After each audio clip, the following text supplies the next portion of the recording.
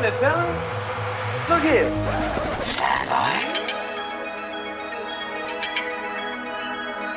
One for C-Lab, two for Joy Eagle, three for Wolverine to round out the trio. In this episode, everybody dies. Broadcasting live from inside the Power Band, this is The Blah. In this episode, everybody dies. I'm your host, Kevin, also known as the Wolverine, along with my super companions, Jarhigo. Hey, Kev. Also known as Ben, and Chad. What's up? Known by many names, and this week we will know him once again as Michael Bublazard. Oh, yeah. Because I just listened to that episode. Welcome to the show, folks. This week we're tackling a new movie, a superhero movie, a Spider-Man movie. And that movie is Spider-Man No Way Home, starring Spider-Man and Spider-Man and Spider-Man. Yep. Let's start the show. High level. High level, we did the second Tom Holland Spiderman movie a while back and gave so little of a shit that we ended up talking about Spiderverse instead. And here we are with a movie that's basically Spiderverse. Oh my God, that's right. Wow. Wow. I'm really upset now because I forgot about that. Yeah, this is very much Spiderverse. Yeah, it was entertaining. I don't know. It had heart. It had a lot of Spider-Man heart. I enjoyed it. Is that it? Are you going to leave it there? I think like the only thing I'd add to that maybe is like everyone was freaking out about how awesome it was, and that might have kind of like knocked the edge off it a little bit for me because I was expecting a mind-blowing movie, but it was still pretty solid. Yeah. Like, I definitely think it was strong. It's one of the stronger Marvel movies recently, even though it wasn't only Marvel, but yeah, it was solid. What about you, Ben? What did you think? This is good. Is it a masterpiece? No, but it's got a lot of heart, and I like that. It reminded me of why I like Spider-Man so much. Mm-hmm. Can't wait to hear more about that. Because Spidey's got a lot of heart, you know? Yeah. I don't know. I'll keep it short and sweet right there. Okay. All right. I guess I'll try to do the same. Very similar. Like, I think Chad nailed it. Like, there was a lot of hype on this, you know, like folks at work and, you know, everybody's, dude, so amazing, man. And I was like, okay. So I had high hopes, and I probably should have set the bar a little bit lower. It was definitely good. You guys are both right. Spidey's got a lot of heart. I kind of kept teetering back and forth between, yeah, this is really good, and same old Marvel formulaic crap, you know, and upset that that's where we are now. But I did enjoy it, and I watched it a second time and really tried to power through my sort of negative feelings or my misgivings about it and the Marvel movies and just try to enjoy it. And I did. I mean, it's solid. Again, like one of you said, is it a masterpiece? No. But there's a lot of good stuff going on. I'll leave it at that for now. Sweet. Where do we go now? I think the formulaic stuff, I don't know. When you mention that, like, I agree. And I'm kind of bored with the whole comic book stuff generally. But it is pretty solid in terms of accuracy to comics. And maybe it's a weakness of the medium because, I don't know, so often it's like, comic character dies and then someone else comes along and is like, they're not dead, you know, over and over and over and over. Right, so right. I don't know. They were really in the mirror universe, but they're alive. Yeah, totally. So I mean, I get it. I don't know. I think the multiverse stuff is interesting enough in terms of just like a way to broaden out the MCU in general. I'm interested to see where they go in the new Strange movie. That should be good. And I like how it ties in here a bit. And then there's also some interesting stuff where, like, this was supposed to come out after the multiverse movie, and so they had to rewrite some stuff. But I definitely am feeling you on the formulaic stuff. That said, seeing the other Spider-Man were pretty sick, too. Go ahead, Benny. We would have, probably fucking killed each other and clamored over each other just to see this shit when we were kids. Totally. So like, Agreed. You know, I get what you're saying. I started having a really fucking negative attitude towards comic book movies. Yeah. But then I realized that I just have to fucking get over it and enjoy what there is. I don't know that they're doing anything so wrong. I think you got it, Chad. I think it's just fatigue. It's part fatigue, and it's also just part of like what happens when you make a comic book movie. Yeah, it's not like fucking DC is doing any better. No. You know, it's not like there's better shit coming out in that. You know, it's like which levers do you pull? Do you pull the humor levers? Do you pull the feels levers? Do you pull the dark lever? You know, like I mean,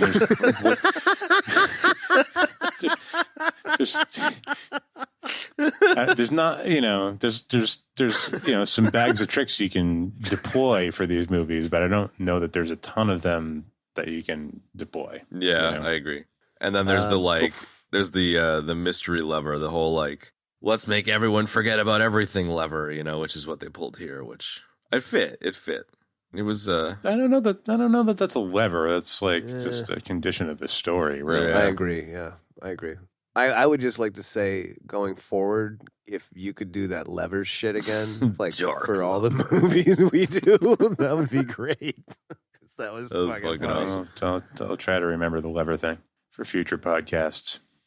I think we'll hang on to something really stupid and then repeat that over and over again for the next month. Beat it to the ground. Yeah, until we shed a few more listeners. Yeah.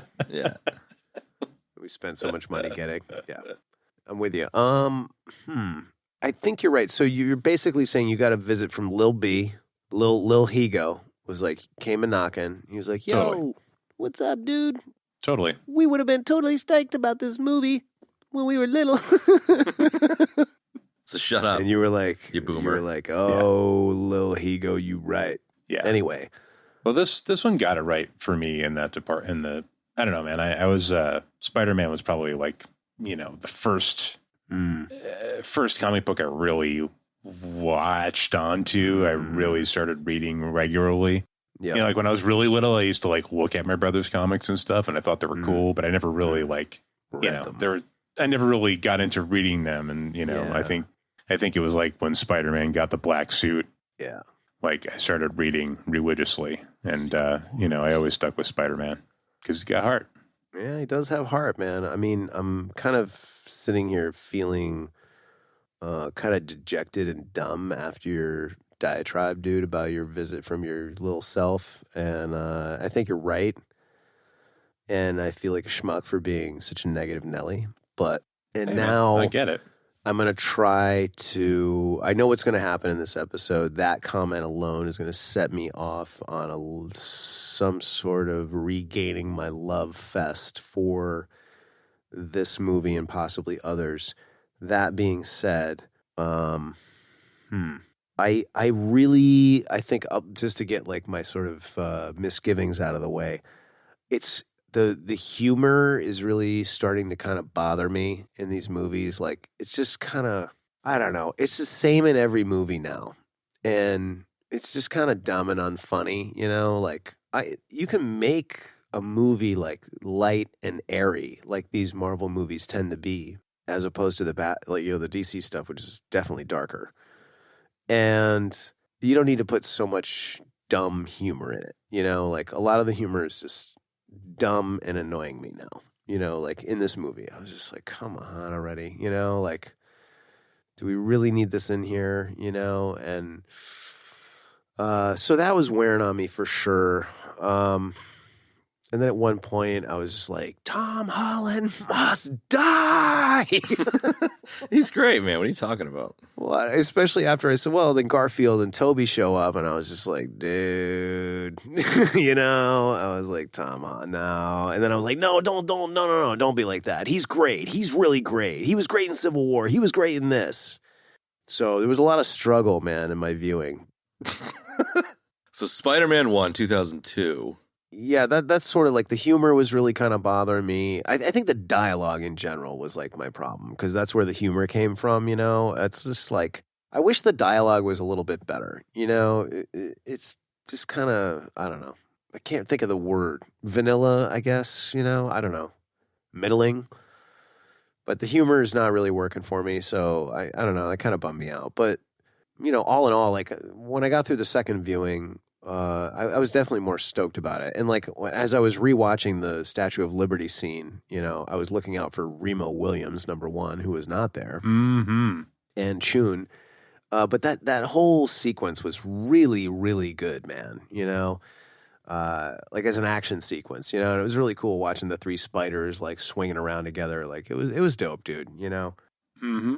So I really feel like the inclusion of these past spiders and their villains, it really worked really well.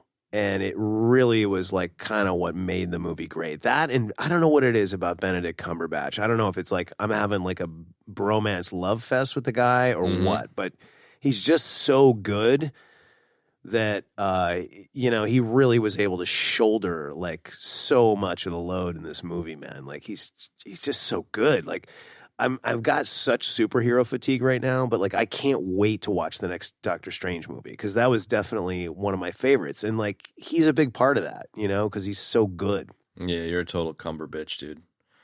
I guess I am a cumber bitch, but I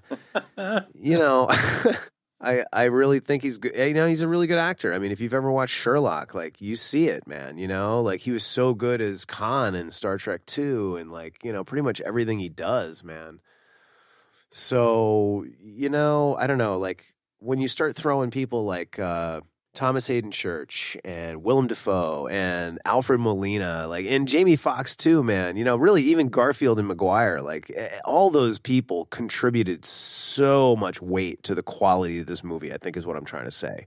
That was really what kind of saved it for me, I got a special spot in my heart for Alfred Molina. He's just an incredible actor, and Spider-Man 2 is still one of the best superhero movies, period, out of the whole lot of superhero movies. It was so good, and all those actors, like, firstly, like I was just blown away at how like they all looked amazing, man. And like Spider-Man 2 came out in like 2004. I mean, it's almost 20 years later, man, and like Molina looks great. And same with Defoe, dude. So, everybody just like brought A game, and it was solid, man. It was good.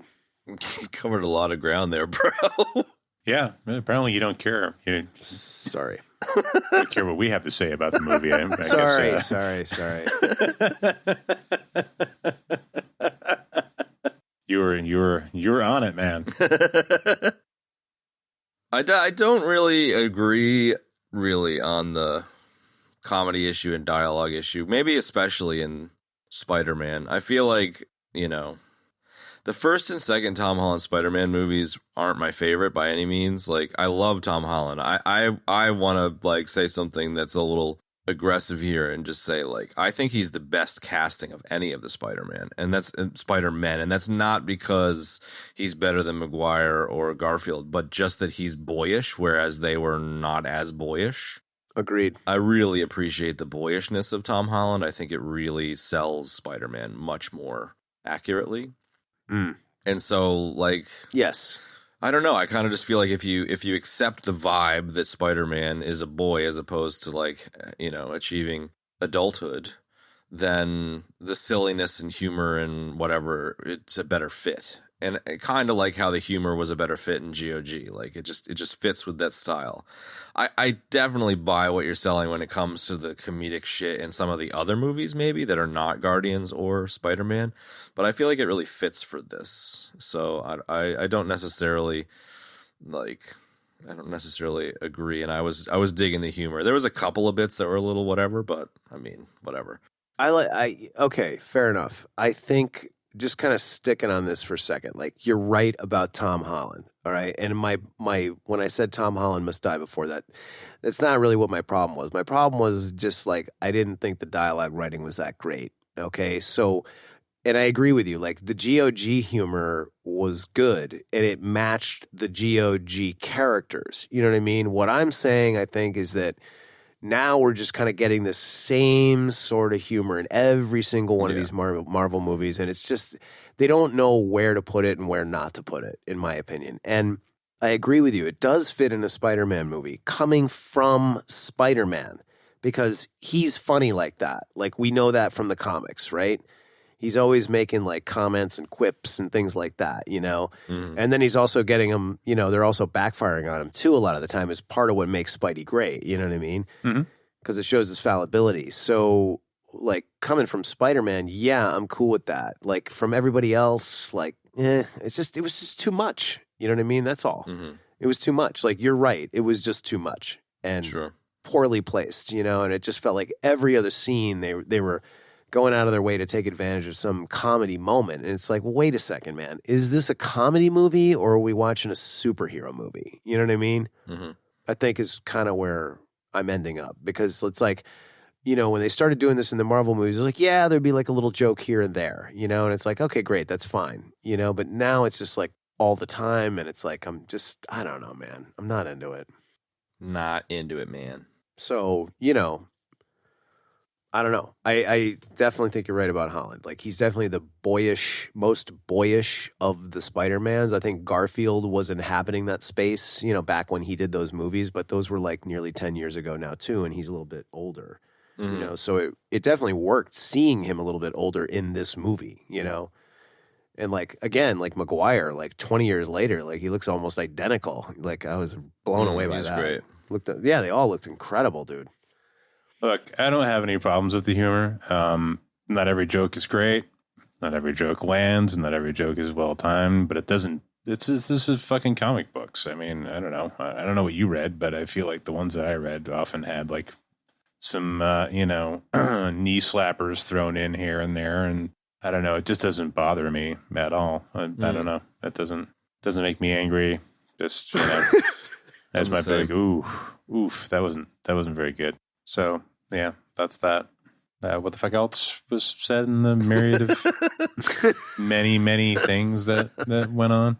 I don't know, man. I mean, you could make the argument that Tobey Maguire was pretty fucking boyish when he started off. Yeah. Like, you know. I don't know. I think my Spider-Man wants to counsel your Batman, Kev.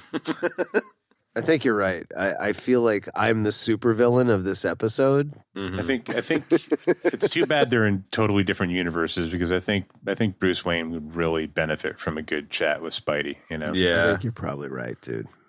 And maybe even all three Spideys. You're right. They both kind of do the same thing. I'm talking like I don't know. We'll go with like adult Maguire Spider-Man. Yeah. Okay. Youth pastor Spider-Man, you know. He needs to tell Bruce Wayne to put away all his emo band posters and you know, take his nose ring out and chill the fuck out. Yeah. But speaking of which, I really hope they make another Spider-Man movie with Tobey Maguire now. Yeah. No, right? I'm interested to see what they do here. Because I don't know if they're even I'm sure they have plans, but publicly, it seems like they're not saying whether they are or are not going to keep doing any Tom Holland Spider-Man movies, or that's just another reboot. I hope they don't do another reboot. I can't handle another reboot. I can handle another reboot. I can't handle another origin story. That's it. I feel like right now you've got the three people that have played Spider-Man that are probably down to do more of this shit. You know, like just. Yeah, I kind of agree, Benny. Like, do a Tobey Maguire Spider-Man movie. That'd be fucking amazing. I want to see... I mean, when I was reading Spider-Man, he was an adult. You know, he was doing his photography gig. You know, he had his apartment. He was with MJ, or he was not with MJ. But, like, he wasn't, like, still in high school. You know what I mean? He was an adult. So I think, like, where Tobey Maguire is at right now, it would be perfect for, like, that kind of, you know, era Spider-Man. It'd be so sick. Yeah, and I'd like to see that. It would be something a little different from what we've seen. I mean, you know, Spider-Man is pretty much just as bad as Batman at this point with the amount of rebooting and, you know, branching and what have you going on. But, yeah, I don't know. That's just one I would like to see. Yeah. I will say to that comment that this movie does a really good job of knitting it all together as the multiverse. So... I wasn't expecting that. And I didn't really read a lot about this movie. So I didn't really know what was going to happen. So I liked the way that they pulled in the two other Spider-Mans, and made them like, from similar yet different universes. And I thought that worked well. It was a great device to get them all in there and to get all the villains in there too, man. Like that was super cool. Yeah, I was very afraid when I, heard that, they were getting the other Spider-Men in, that they were getting like Willem Dafoe back and they were getting Alfred Molina back. Like when I started hearing about all this stuff, I was like, oh man, this is going to be like Spider-Man 3 all over again. Like that's what I thought. They're going to try and cram way too much shit in and it's just going to get, it's just going to be a disaster. And it wasn't. They did it. They did it well. They did it. They took their time too. They took a nice 2.5 hour chunk to tell the story, and it worked well. There was no problem with the pacing, none of that. And I had the same exact feeling because I did see a trailer that had like Doc Ock and I think the Goblin in it, and I was like, oh boy, what's this going to be all about? Negative Nelly, the whole thing, and. I had no idea Flint Marko was going to be in it. No idea Jamie Foxx was going to be in it. And I was like stoked, and again, like, Molina. Thomas Hayden Church even like totally, man, like you, thank you. Yes. Molina, in particular, man, he was so good as Doc Ock in Spider-Man 2. It was just great to see him inhabit that character again, man. And get cured, and so we got to see like good Doc Ock and bad Doc Ock, so that really got me stoked for sure. Yeah. The way that they intro him too. Sorry, go ahead, Benny. I was just commenting I like that they went with, I like that basically the main plot line of the story is like the redemption arc for all the baddies, yeah, Spider-Man, having such a big heart that like he decides they can't die and he wants to save them, and like that's totally, in my opinion, what makes Spider-Man great. Yeah, I agree. That story really captured that perfectly. So, and he skirts right up against going to the dark side, that's technically a Star Wars death. And technically you're dead. With May dying and him wanting to kill Goblin, that was cool too, because it just like it's tropey and it's exactly what you would expect to happen, but at the same time it takes the big-hearted Spider-Man trying to provide a redemption arc for the villains, and then Goblin fucks with him and he loses May. Like the Tobey Maguire catching that thing at the end was just so awesome. It was just perfect. It was just the way that the three Spider-Men and the three different, experiences they've had and how they interacted with each other like brothers, and they were like giving each other advice, and like it was just so perfect, man. So perfect. It was. That was great. I really enjoyed that a lot. I will say that I definitely was and am still kind of struggling between, like, I appreciate, like, you're right, it is a total Spidey thing to do, to like, I gotta save everybody and fix everything, but Strange was right, man. It's like that was their fate to die in their universes. You know what I mean? And it's like you can't mess with that. You know what I mean? So I don't know. I'm still sort of teetering back and forth on that particular one. And I don't know, for some reason that that particular plot point definitely. If it was a DC movie, that's what would have happened. Yeah, there you go. What do you mean? What, they all would have died? Yes. Yeah.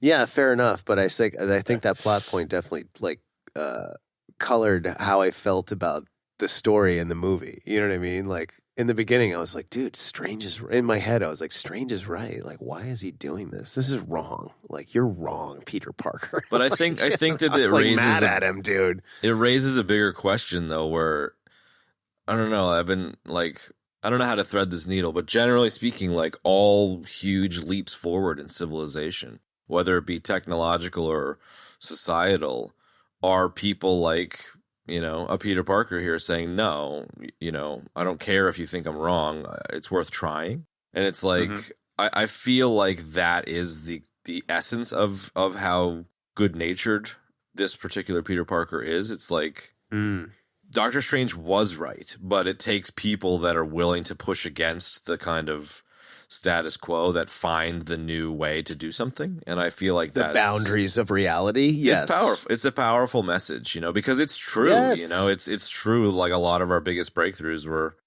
are connected to people pushing the boundaries. I was listening to something yesterday on the history of like shipping containers, and there was like the scientists of the time of the 1800s were basically saying like population could never be over X million people because we're not going to have enough food. And it's like, I recognize this is a really weird thing to say, but it was like people thought there was a maximum population because of food issues, and then the Industrial Revolution changed the way that food was made. And then, like constant paradigms change when people are just like, yeah, I don't care about the fucking rules. They just make new things or invent new things. And I feel Fair like enough. it's a weird connection, but like Spider-Man is just like, I don't care if you think it's right or wrong. Like, I don't want these guys to die. Like, give them a chance, man. And it's like, I'm on board with that. It's like naive, but it succeeds, and I like it. I'm with it.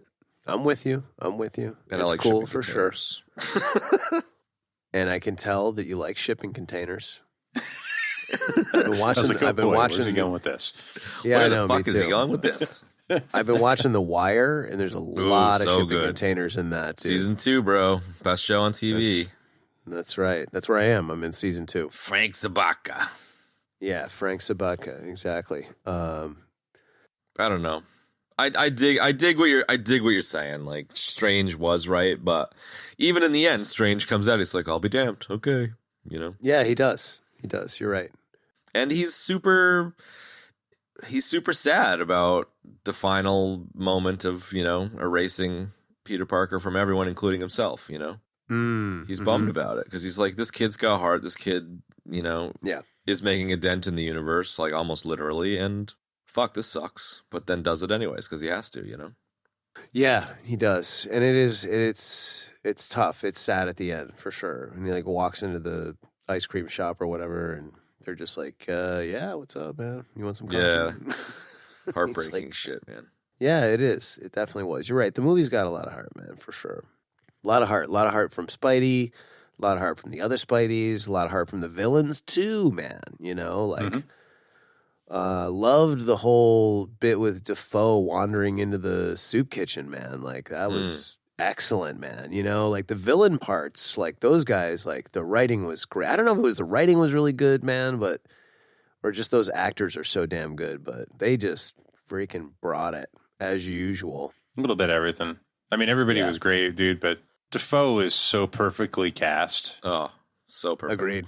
As Goblin. I mean, I love that they didn't use this stupid fucking Power Rangers mask this time. And Same. they just like, he kind of had that hood, but he just did everything with his face. And it was perfect, like it was just so perfect, man. Like he just inhabited that character. And, and he was just as powerful as, his demure self as sort of the, Mr. Hyde version, Yeah, both were really powerful. Like he's just he's fucking great, man. He's so good. And just looks the part, like it's just a perfect casting. I really liked how when he kind of comes back in the third act, as Green Goblin and he's rocking the hood, he really is kind of looking like the Hobgoblin, man. You know what I mean? Because that's what the Hobgoblin looked like. Yeah. Back from the comics, So, yeah, really cool stuff, And it was the fact that all of the villains had moments where they kind of turned back to the light side, just to follow on my Star Wars death. Like, I thought I don't know, maybe it's just that there were 3 or 4 of these guys that were all tempted back to being good again versus just the normal one good guy, one bad guy. But I don't feel like you see that super often. And I kind of like that, Tom Holland Spider-Man's got them all in Happy's apartment, and he's like, I'm going to cure all of you guys, and they're all just standing around like, all right, kid, whatever, okay. And then they all turn when Goblin, tempts them back to the dark side, except for Doc Ock, it was... Totally. It's a super interesting thing.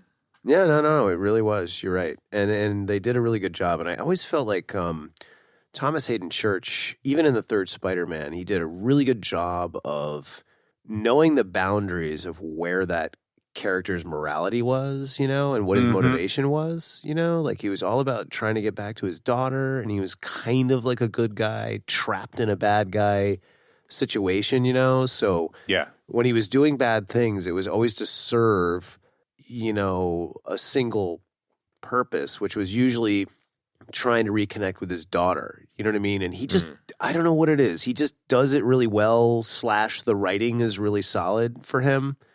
And it was like the same thing here. He's like all about helping Parker to a point, and then when it conflicts with his primary objective, it's like then he has to like default. You know what I mean? And I don't know. I really like that about Church and his Sandman. Yeah. Yeah. Even just the idea of these characters finding redemption in the MCU, like in Tom Holland's world, and then going back. Just the extension of that. It's like, okay, they go back and they're not supervillains anymore. Now they're normal people that can kind of pick up the pieces, but like there's probably still the ramifications of what they did in that world. So even that space is super interesting too, You never really encountered this kind of thing before. It's always the bad guy gets defeated and the good guy is America fuck yeah. Like you don't ever get this like bad guy rehabilitation kind of thing, So it's a super interesting space that's not common to the comic books, I think. Yeah. They played it really well in this flick. With the sort of back and forth. I mean, I was like, yes, and I started clapping when Doc Ock showed up at the end. Yes, yeah, totally. To help out in the Statue of Liberty fight. Like I was just, I was like wondering where he was, and then all of a sudden there he is, like kicking ass and helping. And I was just like, yes, yeah, it's super cool. It was great. It was so great to see that, man. And they wouldn't have won without him. They were on the ropes when he dipped in. They were.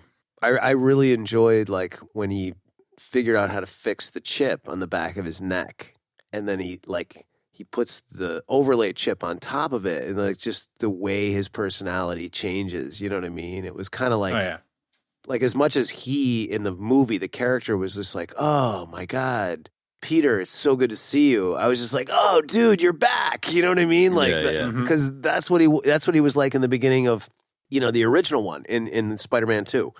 Like he was such a great guy. We got to see him turn from this like really nice guy and this brilliant scientist who was really like encouraging Peter all the time to, just this sort of horrible person who was always battling with the AI and the Ock arms, And here, the first half of the movie, he's like the grumpiest fuck, and it's perfect. Like he's super grumped out. Oh, he's super grumped. Great.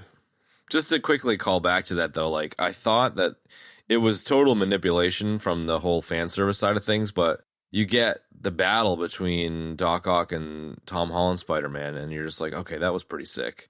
And then, just like there's like a beat where it's like, okay, cool, action sequence over, and then all of a sudden Green Goblin comes in, and you're just like, fuck, man, it's like a 1-2 punch, Yeah. It was super cool. Super cool to have that. You just don't get that often where like two mega villains come in right after each other, It's really, really well played. And done in a way that doesn't feel like exhausting. Yeah. It definitely like bridge, cars being thrown around. It definitely had the kind of Spider-Man 1 and 2, or I guess like all the previous Spider-Man kind of vibes,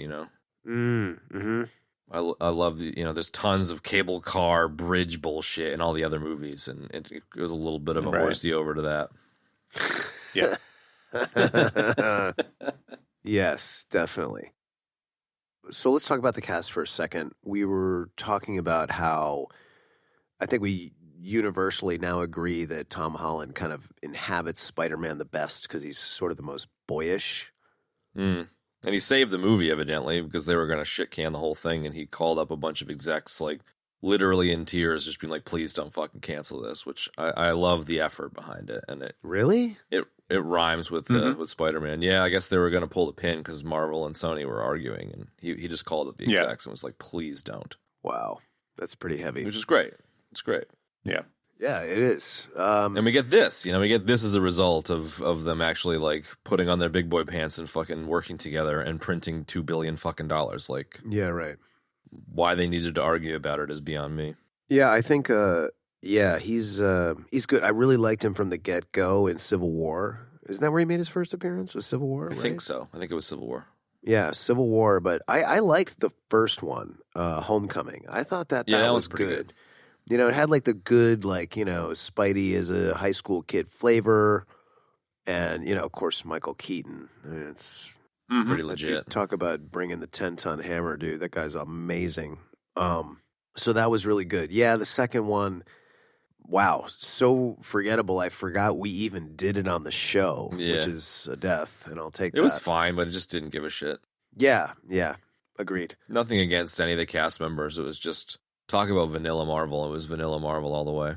Yeah, definitely. That said, I do think Spider-Verse obliterated it for me. Oh, totally. Forgot about it. Yeah, no doubt. And then, I mean, like, I think, the second movie was fine, whatever, who cares? And it set the beginning of this one up quite well. So, like, give it kudos for that, maybe. Fair enough. I think what I was going to say was, like, when he showed up in Civil War, he kind of nailed it from the beginning. He just had the whole, like, it was just his look combined with everything else being like the teenage Spider-Man. He had it from the get-go, and he was great in Civil War, so it's hard to be upset with him, but you really can't be, I think again, like the second film was the fault of not him, and he was good in Infinity, even though his part was kind of smaller, and then this one is much, much better. And even him dying in whatever it was. I think Infinity, it was Infinity, whatever. Yeah. The thing with him and Iron Man was great. Like, it was a super interesting place to go. You mean him and Iron Man? Yeah. Yes. Yeah, I don't know. Like, I don't know. I kind of like this one. I kind of was like not sure how I felt about the Stark built Spidey suit. Especially after I saw the other two Spider-Mans. I was like, kind of just missing the regular Spider suit, but. And it comes good in the end there with the blue and red suit. Yeah. Like, you got your wish. Yeah. You wish what? You got your wish. I said you got your wish. You went back to like a homemade old-fashioned suit at the end. Yeah. Yeah. And there's something to that, man. I think exactly. One of the things that I like the most about this particular movie, and hopefully not closing out this trilogy, but even if this is closing out the trilogy and there aren't any more Tom Holland Spider-Man movies, I love that he starts as a boyish high school kid, and then literally by the end, the third act of this movie, he loses May and he essentially becomes an adult, or at the very least becomes an adult Spider-Man and moves into that apartment and begins that kind of thing you were talking about, Benny, with like, the newspaper photographer, kind of Tobey Maguire, kind of Tobey, kind of a little bit later, Tobey Maguire now maybe. Spider-Man. So I like that he finally, it's like a reaching of adulthood or adult Spider-Manhood, which is I don't know, it's great. It just reminds me of, I don't know, you shift from your 20s and into and out of your 20s, and it's just like it's interesting to bring that to a character. And obviously the May situation is a very, time to grow up moment.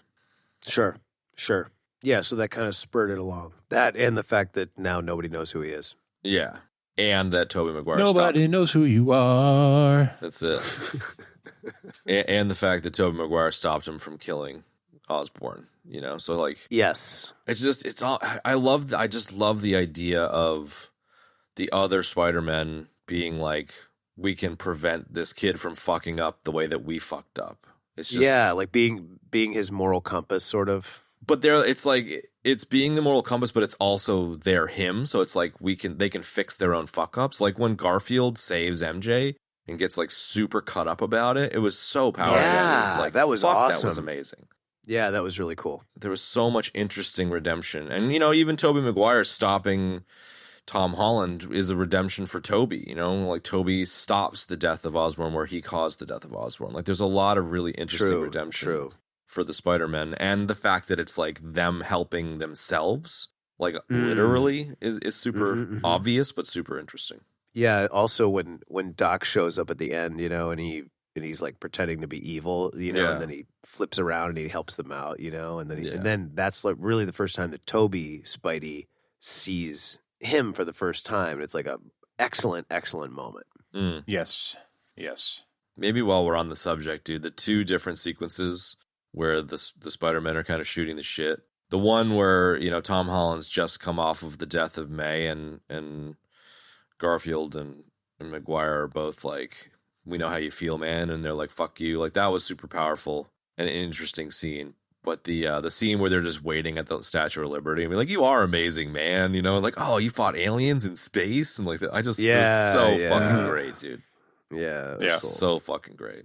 I enjoyed just like, I enjoyed the three of them in the lab working That was together, cool man. too, yeah. Like that really. Yeah, good stuff. I even like the back crack. The background was great too. Oh, I've got a middle back thing too. I got a middle back thing. Oh, I get those all the time. You want me to crack it for you? Like, Yeah. that was just great. It was fucking That was hilarious. good. I did not like the grandma, can you clean the cobwebs? That spider tingle doesn't work with bread. Like that whole thing was just like, I was like, come on, please. It was all right. Stop. I mean, just wanted to Zendaya throw and bread in all of Jacob them. Batalon. The spider was tingle interesting. doesn't work with bread was kind of funny. I thought that was Yeah, funny. it was kind of funny. I think it was nice to see Zendaya and Jacob Batalon getting a bit of screen time and not just sidekicking out. Like they were somewhat important to the plot. Yeah. Yeah, the Scooby-Doo gang. That was funny. Were. Scooby-Doo this shit. Yeah, I the guess Scooby-Doo thing was funny. I guess Ned becomes Hobgoblin in a comic or something. No, Ned Leeds is the Hobgoblin, right? That's what I mean. Like, so that bit in the lab where he's like, I won't become a villain and try and kill you, but now he's erased. Like, it's almost a sure thing that he would be the baddie or a baddie in the next movie, which I don't know how I feel about that. Oh no, they can't do that. I I mean, think he that said, they remember, might. he says at one point, he's like, he's like, I wonder if there's another Ned Leeds. Maybe. Mm. You know what I mean? So, I don't know. I would really, I feel like the Peter and Ned relationship in Zendaya, the three of them, is just too pure to have Ned turn into a baddie like they did with, what's his name in the second and third movie back in the day. wait, say that again? What's the To kid, have the Hooch? 128 hours, the dude that cuts his arm off? What's that actor's name? He played Osborn's kid. Like he was Peter Parker's best friend. James Franco. Dude. Franco, yeah. Like I Yeah, just don't that's want them to right. do the Franco thing again with Ned, you know? I just don't No. think it. I don't think it makes any sense. No, I agree with you. What did you guys think of Ned and MJ? I like them separately. Again, my issues are with like the dialogue and like just too much dumb, goofy crap. Mm.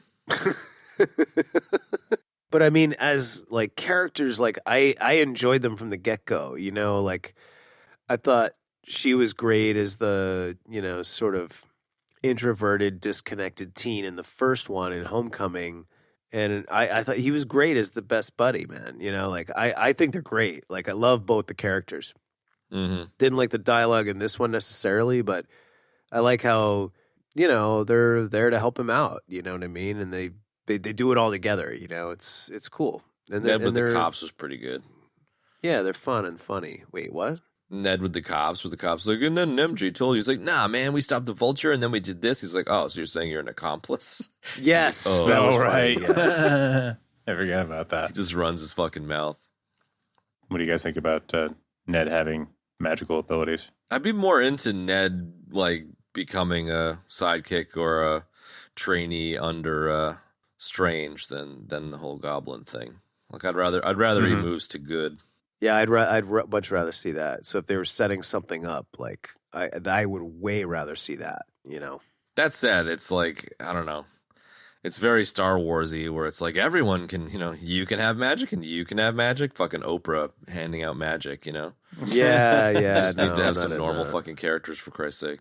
Well, that's what happened. That's what I think went wrong with like the whole Arrowverse, you know, the DC stuff. Like I was watching Arrow for a while. I got through like 4 seasons of it, you know, but then all of a sudden it was like, oh, wait, I'm a superhero too. Oh, cool. You know what? Don't tell anybody, but I'm a superhero too. And it was like everybody was a superhero. It was like, By this the is end dumb. of it, well, they were all Jumping Cylons. the shark. We're all Cylons. Goddamn toaster, Bill. God damn it, Bill, I'm a toaster. Not a pool, man. Sorry, God's damn it. Gods. Yeah, right. Gods damn it. So, yeah, what else? Cast. It's cool to see Jamie Foxx. Mm. The de-aging of Love Alfred Jamie Molina Foxx. was pretty solid. De-aging? Yeah, Was that, they did they a really? They did a little de-aging on him. Probably Defoe What about- too. Really? But they I definitely saw that he did it on Melina. Well, how do you know that? You saw that? Is that confirmed? Yeah. I read some stuff about it. Nerdery? It is confirmed, sir. Okay, fair enough. I thought that that's why I said my comment in the beginning. I was like, my God, these guys look amazing, man. I think that it's testament to the tech. Like, even just the De Niro de-aging a couple of years ago was pretty shit. So if you didn't pick up on Melina being de-aged a little bit, like that's pretty cool that they're able to kind of pass that off without picking up on it. What was... I didn't notice, but I haven't really seen much of him recently, so I just didn't really, it didn't trigger the uncanny valley thing, so that's good. No. De Niro was in The Irishman, the 56-hour-long Scorsese movie. Oh, okay. All right. But he was like proper de-aged, like he was, fucking Goodfellas or Casino de-aged. Anyways. I dug the Marissa Tomei May being the one that says with great power and then getting nixed. Sad to see her go. She was pretty awesome, but it was kind of an interesting choice. Totally awesome, man. She is so good. I'm bummed that it totally served the story and it was great for the character arc, but yeah, she will be missed. She will be missed, no doubt. I suppose I never put two and two together that in this universe Happy Hogan / Iron Man kind of have that Uncle Ben father figure thing going on. Yeah, I like the direction that they went with that in this verse, whatever. I don't think the breakup thing really needed to be there. It kind of didn't make a lot of sense. Like if she's going to die, and I don't know, you'd almost rather have Happy being like way into her and she dies and Happy sad instead of like her dumping him and him being like, oh, and then she dies. Like it's a bit fucking rough on Happy, dude. Again, I know I'm getting very as the world turns about this, but it was again another dumb inclusion that I was just like, no. Yeah. Don't need it. It didn't need to be there. It's like, why do we need to have all this stuff, Like that's part of the whole like thing with the humor. It's just like it was just there to like make more funniness in a movie that's just like, well, why do we need it to be so funny? Like, we get it. Do you? Have I accentuated that point enough, Ben? Yes. Should I do a fifth time? Maybe it'll get funnier. What we need here is a good old fashioned third high level to. There we go. Let's get it. Can we get a good old? Yeah, I mean, did it need to be in there? No, but I don't really think it made any significant difference either way, to be honest. I mean, I don't remember a whole lot pivoting on the fact that they had broken up, other than, trying to make it awkward between them or whatever. But, I don't seem to remember any, like, significant, thing that would have made a difference either way there. Maybe I'm wrong. No, it's just like, I don't know. It made Happy look like a dweeb. Maybe Happy is a bit of a dweeb, but I kind of like Happy. He's a bit of a dweeb. Happy's a good dude. Yes. No, I don't dislike Happy. I just, again, like, I didn't really think that needed to be. Yeah, it didn't really. Yeah, fifth high level. I don't think that really needed to be there, dude. I was like, it would have been great if it was like just Aunt May. You know what I mean? And like not all this like extra drama. Yeah. I don't know. That's what I got. Anyways, Marissa Tomei does not need de-aging. No, man. No. She's great. She was a great Aunt May, man. She was great all the way through. No, it was really good. It was cool having like a younger Aunt May and like, all of that. I'm trying to think, who's the Aunt May in the first The Peter films? Tingle thing is genuinely funny. Totally. Speaking of jokes and these things, like that was good. And all the Iron Man flirting with her stuff in the other movies was fucking great. Yeah, see, I like that. Like the kind of, just kind of, I don't know. That was fine because it fit better because Tony was already kind of mentoring the kid and Tony's such a hotshot playboy, I don't know. Like, I'm going to just stop talking. Okay. I already feel myself like being gravitationally pulled back to my annoyance of Happy and Aunt May's fucking relationship. Pull the dark lever. So I'm gonna shut up, man. Okay. Pulling the plug on myself. Go. I mean, we already kind of praised Mr.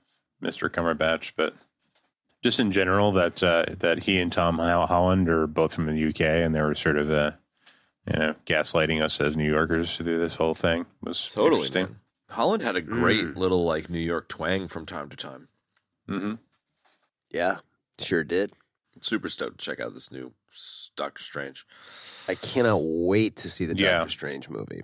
I was psyched, and then when I found out Sam Raimi was directing it, I got really psyched. Yeah, sure.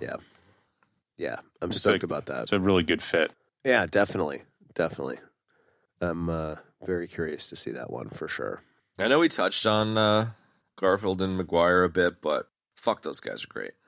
I thought Garfield did a really good job of being like self-flagellating. Like he's just kind of like, like, I kind of suck, you know. Like he kind of had that like low self-esteem vibe, and I just thought it's so meta with the amount of shit he got for being the Amazing Spider-Man that I love that it's meta, and then he just sells it, and just that scene where he's just like, yeah, I fought like a rhino guy with like a car. Yeah. You guys fought like aliens and shit. Like, oh, I'm so lame, you know? It's just so fucking great. He was just like, just wanted to be helpful, wanted to be cool, but man, he did a great job. Yeah, he just sort of fell into the beta role. Yeah.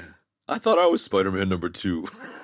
Yeah, no, he did a good job. You're right. And I do like the way they kind of wove in like all the Garfield like negativity. Yeah. Kind of threw it back at everybody. Man. Yeah, it was. It was stupid. Damn, man. everyone needs to chill the fuck out. I know. There was what I remember watching those. Like when I first saw those movies came out, I was kind of like, duh, like everybody else. But then I was just like, whatever, dude. You know, and I watched them. I was like, these movies are great. Sure.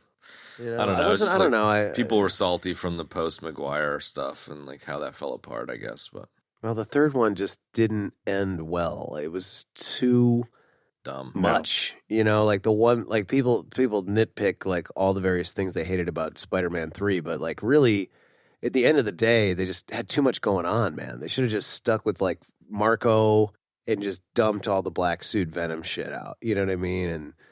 And just kept it like that. You know, it would have been a much cleaner cut. Yeah. Definitely axed the nightclub scene. Yeah. That was just terrible. The dance routine and all that stuff. Oh god, so dumb, dude. I think that movie should definitely be on the list of EBD recuts. We should do it. Right. We should do it. I guess Venom was going to come back in the final fight here. Oh, that was one of the stinger things, the double stinger things. Yeah. I don't know if you guys have watched the Venom shit, but I guess I actually went back and watched the Venom movies after seeing this because of the stinger. Because I wanted to like connect it. Yeah. So the end of the second one has a stinger that connects him to the MCU, doesn't it? Yes. I read well, that. the second one connects directly to that scene, basically. Yeah, okay. So wait, which scene? He's like on the lamb hanging out, and then all of a sudden he just like ends up in the MCU universe. Yeah. At the end of the second Venom movie, and then in this one he's hanging out at the bar, and he ends up going back. Yeah. How are those movies? I haven't watched either of them. I watched the first one. It was okay. It's tough to go ahead. I think the second one was better. I didn't think they were bad. Like, I don't know. It's not, Venom was never really my bag per se. Nor mine. But you know, for having no expectations really, I thought they were decent. Yeah. Okay. Yeah, and I mean, I don't know. It's kind of hard to make a superhero movie about the bad guy being the main character. Like, I don't know. I don't know if that's like the best idea. That doesn't mean the movie's bad, you know? Like, Tom Hardy was good. I liked the way that, like, him and the symbiote interacted, you know? I thought that was pretty cool, but I don't know. I didn't see the second one, so I can't really comment on that. There's some pretty funny shit with, you know, the two, the symbiote and him interacting. Like, and he did the voices for the symbiote as well, so nice. It's pretty funny, yeah. Now, where did you see that? Where is the second one playing right now? You can rent it on like Amazon or whatever you want to rent it on. I get a lot of anxiety about renting movies. Really? From back in the late charges days or something? No, Yeah, man. it's not. They're not going to charge you for the movie if you don't return it. It's not a be. It's not a be You don't have to kind worry about rewind rewinding kind it. of thing. Yeah, no, I'm not worried about rewinding the VHS tape. I think it's more. It's like a. I'm afraid I'm going to fall asleep. Miss my rental window, and then never. You know what I mean? And then just keep having to like dump money at it. 72 hours to watch it or something. So. Well, in my world, that's not even enough sometimes. Oh man, I love it. I don't know about you guys, but I used to fucking rack up hundreds of dollars in late fees. That was the worst. Oh, come on, dude. Who didn't? Yeah. Dude, for sure. I don't know if you guys have seen Ted Lasso, but the bartender in the Venom scene is one of the dudes from Ted Lasso, and he's really fucking funny in that show. So I just want to say for the record, football is life. Because anyone that's seen that show will get it, and it's super funny. That actor is super fucking funny in that show. And that's all I have to say about that yet. Mm-hmm. Should we bits and bobs it, or what? Yeah, I feel like... Did we finish the cast? I guess we did. That's pretty much it. I mean, definitely shout out to... Maybe this transitions us into bits and bobs. Shout out to Hannibal Buress and Martin Starr. For that little scene where they make the shrine. JB Smoove. And JB Smoove was so funny, I like dude. that. I like that Hannibal Buress bit. That was funny. Yeah, how he's all super fucking conspiracy theoried out. Fuck, that was great. Yeah. I love it. I love, what was his name, dude? I always fuck this up and then get a death for it every time. The newspaper guy. J. Jonah Jameson? Yeah, dude. Fuck, he was good. I love how he went super kind of Alex Jones on this. Yeah. So He's perfect. like selling supplements and shit. So perfect, man. Fuck, it was so perfect. Yeah. Yes. He's the best. Yes. I totally forgot JB Smoove was in the Spider-Man movies, and I'm psyched about that. Yeah, he's fucking hilarious. Yeah, he was definitely funny. Lee as Leon, he is one of my favorite characters on Curb Your Enthusiasm. So Yeah, he's fucking hilarious. Now I still gotta get caught very up on funny, that. man. There's a billion fucking trivia nuggets in here, and I just didn't give a shit about any of them. So bits and bobs, and I don't know if you have any nuggets, but I don't have any nuggets. I don't have any nuggets. I don't really have any bits and bobs, to be honest with you. But Bits and bobs, Hobgoblin little grenade stuff was cool. Or Green Goblin's grenades, the pumpkin bombs. That was pretty cool. what? What do you mean? Oh, yeah. Just to see him again was cool. The Nano Doc Ock stuff was funny. I like how Tom Holland takes control of the suit. He's just That was like a really fucking interesting. schlub. I did not see that coming at all. Yeah.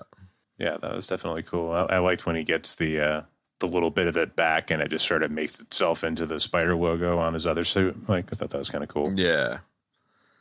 And then it's just the scene with the MIT dean or whatever. Where he tries to talk to her, and she's like, "You didn't practice that, did you?" And then saves her life. And she's like, "I'll totally hook you up." And it's just really very charming and Spider-Man-y. You mentioned the end scene in the donut shop. I think it was Kev. Like, that was, I don't know, super heartbreaking. Yeah, it was. This is rough. That was real rough. I guess Zendaya was saying she was like in tears throughout the production of this because of how sad it was, which I buy. Yeah.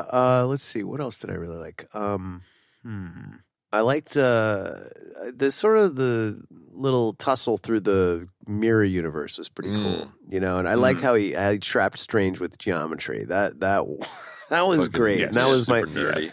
Yeah. that was my favorite funny nerd moment. You know, he was like, the only thing greater than magic is math. I was like, right on, dude. Okay, math camp. Yeah, it was funny. Mm-hmm. Yeah. That's the one I was going to say. MJ flying with him in the beginning, like taking her first ride on the spider train. That was fucking hilarious. And he leaves her on the bridge. She's just like, dude, you know, standing on the top of the Brooklyn Bridge or whatever. I love that it was to E. Zimbra by the Talking Heads. Dude, that's a fucking awesome. great song, man. Yeah. Zimbra is one of my faves. Mm-hmm. I'm glad Jamie Foxx wasn't blue. Yeah, that was the only thing I Yes. didn't like about him in the Garfield Spider-Mans. He's fucking looked like a Smurf. Basically, yeah. Mm-hmm. Ooh, I should have put him on that. He should have been included with Tobias Funke and the Mr. Meeseeks and whatever the hell. Also, Dr. Manhattan. We were doing Totally. I made a thing when we were doing Hyperion. Mm-hmm. Because we were joking about Yes. Blue Man. Babetic and the blues song. Deep cut. Ba ba dee ba ba da. Now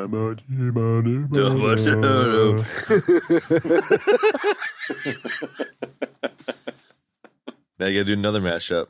I never picked up that Wong was the Sorcerer Supreme, which made sense, but I dug that little nugget there because Yeah, definitely. Strange. Say that ticked out again? for a bit. That Wong became Sorcerer Supreme when Strange took off for 5 years. Oh. That was kind of cool, and it made more sense with why he was kind of, I don't know, running the show or whatever, but kind of the main MCU connection for Shang-Chi in that movie. Anyway, let's skip it. Okay, nuggets. I got no nuggets, bruh. I don't have no nuggets either, bruh.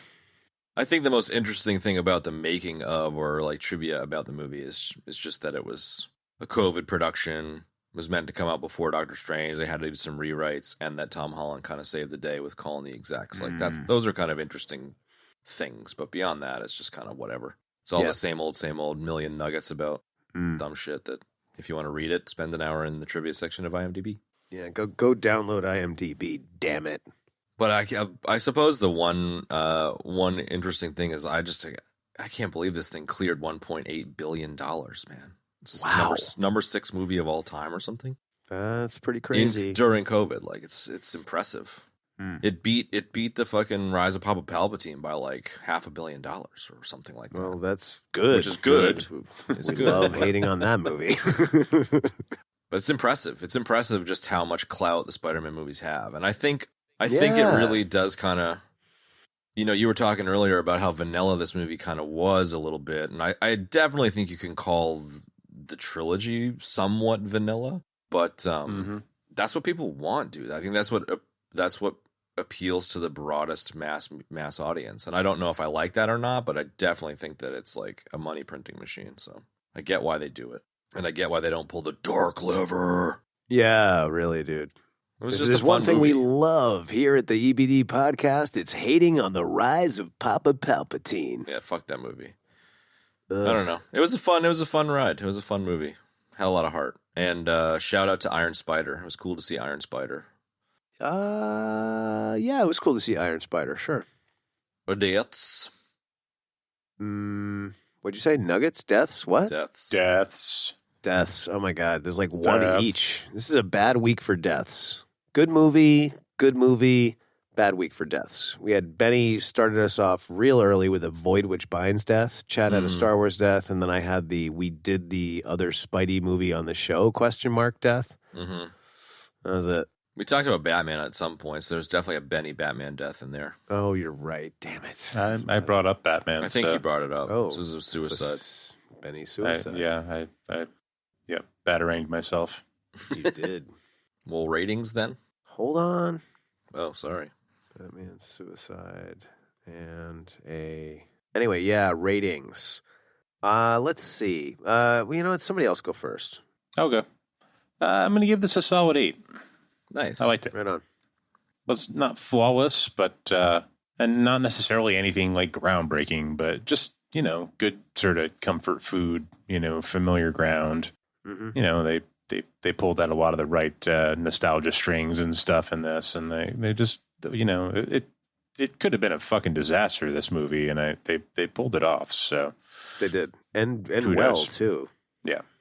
I'm gonna kind of echo Benny and sort of be like being dragged behind his motorcycle, I guess. Like, I was gonna say an 8, but I'm gonna go with a 7. The dialogue thing really bugged me, and it still bugs me. Now, that being said, I still like the Have I told movie. you about the humor? Shut up. That being said, I still think the movie's really good. I still was enjoying it, probably even more on my second watch, and you guys definitely kind of turned me in more to liking it during the course of the conversation. I'm still giving it a 7 for that. And again, not groundbreaking, but definitely a solid superhero offering, and probably one of the better ones that we've seen in a while, from Marvel. So yeah, it's cool. Really, really good to see all the old gang again. That's it. Word. Yeah, this is an algorithm 7-ish. So it's for me, a 5 is a good movie. I think it comes in at a 5. It's better than the other two in this trilogy, in my opinion. I think it's a solid MCU movie. We did a very long time ago rate all of the MCU movies, and we did. It holds up pretty well. It's like definitely like not one of the best ones ever, but I think the fact that it's fun, it's got heart, you know, it's just definitely a super solid Spider-Man movie. Just it's a good movie all around. It's a good recommendation to check out. I hope it's not the end of Tom Holland Spider-Man career, but even if it is, it's a good way to send it off. And yeah, it's a solid 5. Yeah, nice. I like it. Segue. What are we doing next week? Next week, we're doing Cannonball Run. Nice. Little nostalgia. There you go. Probably a mustache or two in that one. Oh, definitely, dude. Going to be some stashes. So get out your steak, folks. Get out your fucking checkbook. Get out your... There you have it, man. So, yeah, thanks for joining us for this great Spider-Man movie. And join us next week for steak, mustaches, and Cannonball Run. This is Mulvey saying so long for now, folks. See ya. Bye-bye. And that is going to wrap up this week's episode. You can find the show notes for this episode in your podcast app of choice or on our website, ebd.fm/episodes/Bacardi151. Bacardi and Cola, do it. Bacardi and Cola, do it. Bacardi and Cola. Wow, did we do anything special for 150? No, what did we do for 150? Natural Born Killers? Total Recall, brah. That's pretty special. Total Recall. But did we even mention it, or did it? No, we didn't. No, we're stupid, so we forgot. We're dummies. Yeah, we are dummies. Folks, if you want to support the show, there's a number of great ways to do so. You can throw some money on Patreon if you want. That's patreon.com/EBD podcast. You can also tell a friend to check out the show. That always seems to bode well. And rate us, review us, wherever you get your podcasts.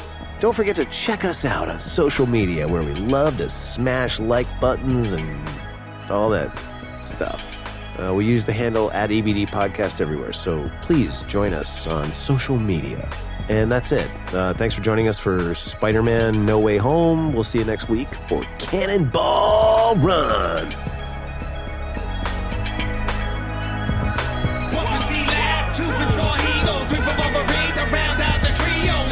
Episode, everybody dies.